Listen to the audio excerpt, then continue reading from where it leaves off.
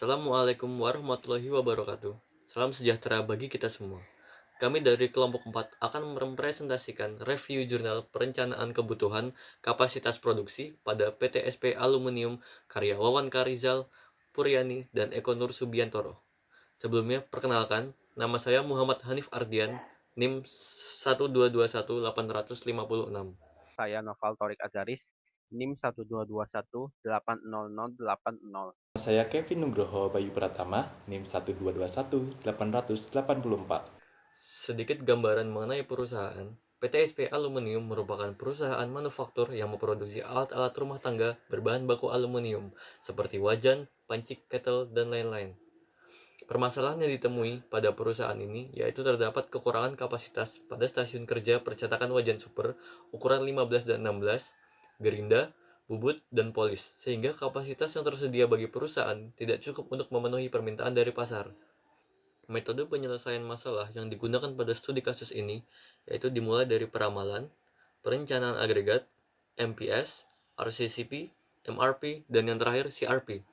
CRP yang menjadi topik utama pada review kali ini adalah sebuah fungsi dalam menentukan, mengukur, dan menyesuaikan tingkat kapasitas untuk menentukan jumlah tenaga kerja dan sumber daya mesin yang diperlukan untuk proses produksi.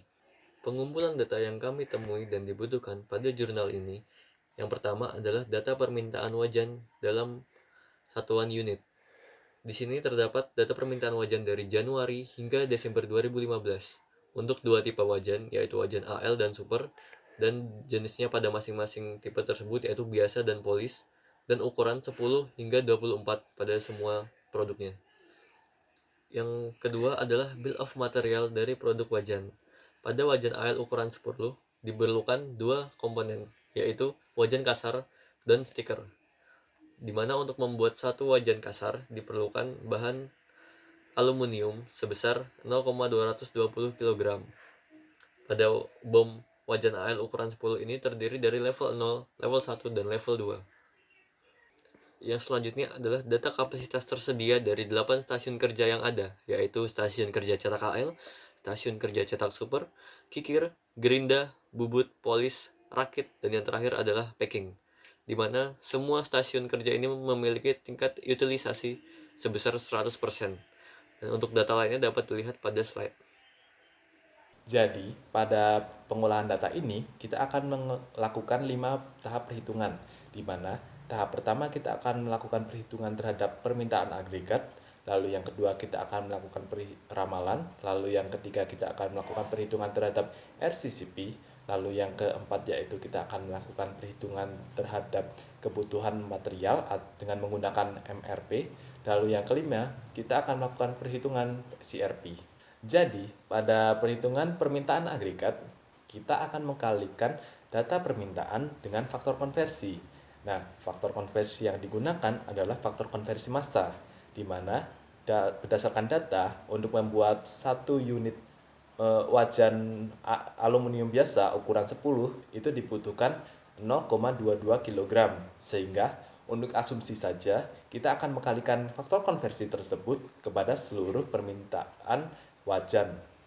Setelah kita menghitung permintaan agregat, maka kita dapat menyusun total permintaan agregat tersebut dalam sebuah grafik. Nah, grafik ini yang dijadikan dasar untuk menentukan pola permintaan yang akan digunakan untuk melakukan metode peramalan.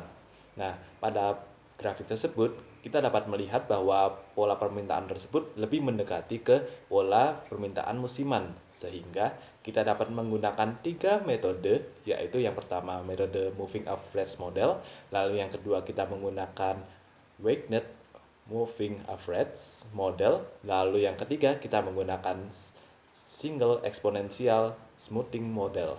Sehingga kita dengan bantuan aplikasi WinKSP kita dapat melakukan perhitungan dengan cepat dan kita dapat menentukan juga nilai error dengan MAPE, di mana dari ketiga metode tersebut nilai MAPE yang terkecil adalah dengan menggunakan model SESM atau Single Exponential Smoothing Model.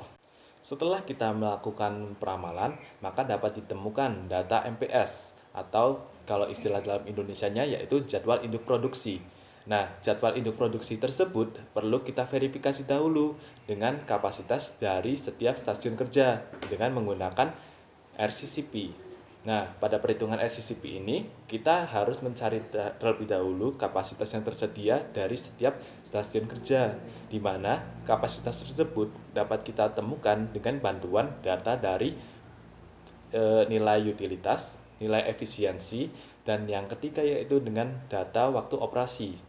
Nah, untuk waktu operasinya tersebut, untuk setiap stasiun kerja itu berbeda-beda, di mana untuk stasiun kerja cetak aluminium dan cetak super itu bekerja selama 10 jam, sedangkan untuk 5 stasiun kerja lainnya itu bekerja selama 8 jam saja. Nah, untuk waktu operasi tersebut nanti kita kalikan saja dengan jumlah hari dia bekerja, di mana asumsinya yaitu dalam seminggu dia bekerja selama 6 hari, dan untuk 1 minggu dia bekerja selama 6 hari kerja.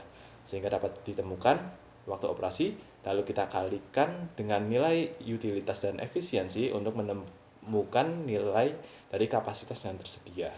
Setelah kita melakukan validasi dengan menggunakan RCCP, maka kita dapat menghitung nilai kebutuhan untuk setiap periode, di mana periode yang digunakan kita akan menggunakannya per minggu. Nah, untuk kebutuhan material tersebut nanti kita hitung dengan cara kita cari terlebih dahulu nilai NR-nya, di mana nilai NR tersebut diperoleh dari nilai GR ditambah nilai SS dikurangi POH dikurangi dengan SR-nya. Nah, setelah kita temukan apabila nilainya kurang dari 0, maka kita dapat jadikan nilainya 0. Sedangkan jika dia lebih dari 0 atau positif, maka kita dapat melakukan perhitungan terhadap nilai porek. Nah, karena dari data tersebut tidak diterangkan adanya lot size, maka kita asumsikan dengan menggunakan LFL. Nah, untuk lead time-nya itu kita asumsikan saja menjadi 1, sehingga pada perhitungan ini untuk nilai porek itu letaknya ada di satu kolom sebelum porel. Langkah selanjutnya dalam pengolahan data, setelah kita menyusun data MRP, kita memvalidasi kebutuhan material dengan metode CRP untuk mengetahui apakah terjadi kelebihan kebutuhan overload atau kekurangan kebutuhan underload. Sebagai contoh, wajan aluminium biasa ukuran 10 untuk nilai CRP didapatkan dari nilai porel aluminium dikali waktu proses cetak aluminium hingga didapatkan 109,99. Sedangkan untuk CRP penyesuaian didapatkan dari nilai data on order aluminium dikali waktu proses cetak aluminium hingga didapat nilai 137,922. Lalu, untuk CRP total didapatkan dari nilai penjumlahan CRP dengan CRP penyesuaian sehingga didapatkan nilai 247,91. Selanjutnya di bagian analisis. Di sisi hasil peramalan, peramalan dilakukan untuk mengetahui permintaan 8 bulan ke depan dengan menggunakan data dari bulan Januari hingga bulan Desember. Pola permintaan dapat dilihat lebih condong ke pola musiman.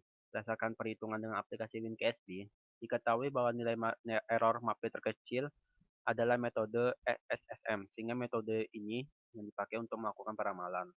Sedangkan di sisi kapasitas produksi, pada metode CRP ditemukan kekurangan pada keempat stasiun kerja. Terus, untuk mengatasi hal tersebut dilakukan penambahan jam kerja atau lembur. Jam kerja lembur yang disarankan para jurnal adalah sebesar 68,43 menit pada periode 8 dan 943,44 menit pada periode 31. Selanjutnya bagian analisis. Mengacu pada pengolahan data dapat disimpulkan bahwa perusahaan tidak mampu untuk memenuhi permintaan yang disebabkan oleh kekurangan kapasitas produksi yang tersedia pada stasiun kerja Gerinda, Bubut, dan Polis. Maka perusahaan disarankan untuk mengambil keputusan untuk melakukan jam lembur di stasiun kerja yang bermasalah tersebut selama 3 jam. Apabila masih terjadi kekurangan, maka dapat dilakukan subkontrak yang tersisa di mitra perusahaan, CP Prima AL, Bendungan. Sekian presentasi dari kami. Mohon maaf apabila terdapat salah dalam kata maupun pengerjaan. Assalamualaikum warahmatullahi wabarakatuh. Salam sejahtera bagi kita semua.